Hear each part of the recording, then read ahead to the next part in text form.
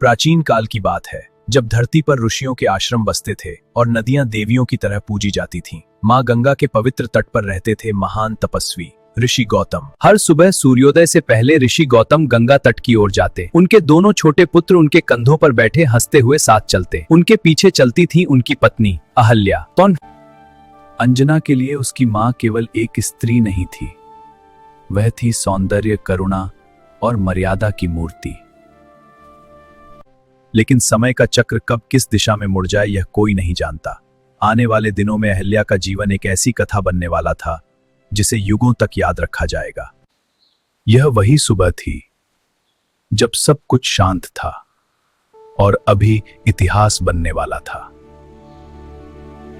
प्राचीन काल की बात है, जब धरती पर ऋषियों के आश्रम बसते थे और नदियां देवियों की तरह पूजी जाती थीं। माँ गंगा के पवित्र तट पर रहते थे महान तपस्वी ऋषि गौतम। हर सुबह सूर्योदय से पहले ऋषि गौतम गंगा तट की ओर जाते। उनके दोनों छोटे पुत्र उनके कंधों पर बैठे हंसते हुए साथ चलते। उनके पीछे चलती थी उनकी पत्नी अहल्या। तो अंजना के लिए उसकी माँ केवल एक स्त्री नहीं थी, वह थी सौंदर्य, करुणा और मर्यादा की मूर्ति। लेकिन समय का चक्र कब किस दिशा में मुड़ जाए यह कोई नहीं जानता। आने वाले दिनों में अहल्या का जीवन एक ऐसी कथा बनने वाला था जिसे युगों तक याद रखा जाएगा।